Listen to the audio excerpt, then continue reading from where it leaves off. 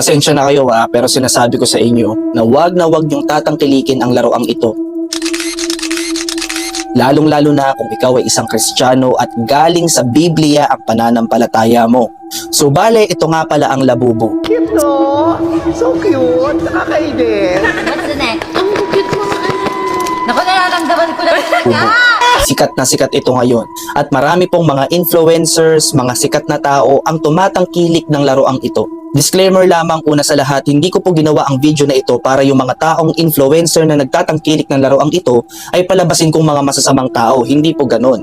Maaaring sila po ay hindi rin po aware at kinakailangan din po nilang marinig ang aral na sasabihin ko sa video na ito.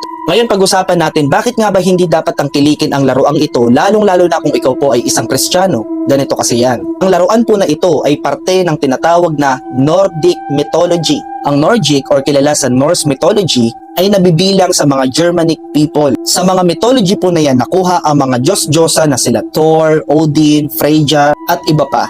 Siyempre sa mythology, kung meron pong mga gods and goddesses, meron din pong tinatawag na mga demon gods or mga monsters. Kasama na po dyan sila Zimono, Taikoko, Spooky, Peito, and siyempre yung sikat na ngayon na si Labubu. So si Labubu po ay isa pong halimaw or monster. Actually, isa po siyang elf monster or duwende sa Tagalog. Now, anong big deal dito? Ngayon, ang problema dito kung ikaw ay isang Kristiyano at galing sa Biblia ang pananampalataya mo, ang mga halimaw po at mga monsters ay biblical at ito po ay kaaway ng Diyos. Meaning to say, ang mga monsters or mga halimaw, yan po ay mga demons. Tikbalang, mangkukulam, manananggal, duwende, kapre, Dracula, name it, lahat po yan ay mga demons.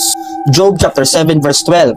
O Diyos, bakit niyo po ako binabantayan? Isa ba akong dambuhalang halimaw sa dagat na dapat bantayan? Revelation chapter 11 verse 7. Pagkatapos nilang ipahayag ang mensahe ng Diyos, makikipaglaban sa kanila ang halimaw na galing sa kailaliman, tatalunin at papatayin sila ng halimaw. Revelation chapter 13 verse 1. Pagkatapos may nakita akong halimaw na umahon sa dagat. 7 ang ulo nito at 10 ang sungay.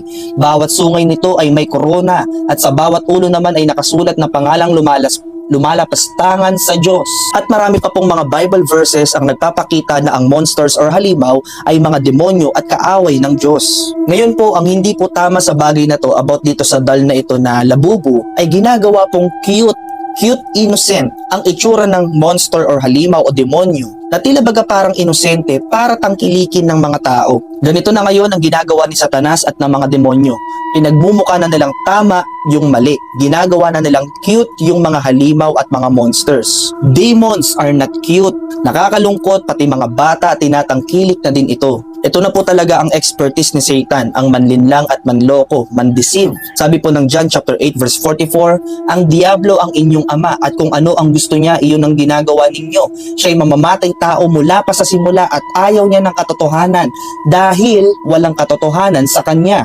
Likas sa kanya ang pagsisinungaling dahil sinungaling siya at siya ang pinagmumulan ng lahat ng kasinungalingan. So si Satan po ay mapanlinlang, pagmumukain niyang cute yung halimaw, pagmumukain niyang mabait yung mga demonyo. At ito pa po yung nakakawindang dito. Since malapit na yung Christmas tree, nilagyan niya ng mga decoration ng Labubu na ito.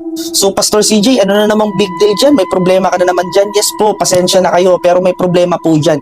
Imagine, kung yung Christmas po ay si Kristo ang sentro, bakit may monster dyan? Bakit may halimaw dyan? Bakit may demon dyan? So kung talagang si Jesus, kapanganakan ng ating Panginoon ang pinagdiriwang natin sa araw ng Christmas, dapat hindi po natin nilalagay dyan ang Labubu na alam naman po natin ito po ay duwende or monster or demonyo. So sa lahat po na nakakapakinig dyan at tumatangkilik sa Labubu na doll, pagpasensyahan nyo na po ako kung nagmumukha po akong KJ para sa inyo.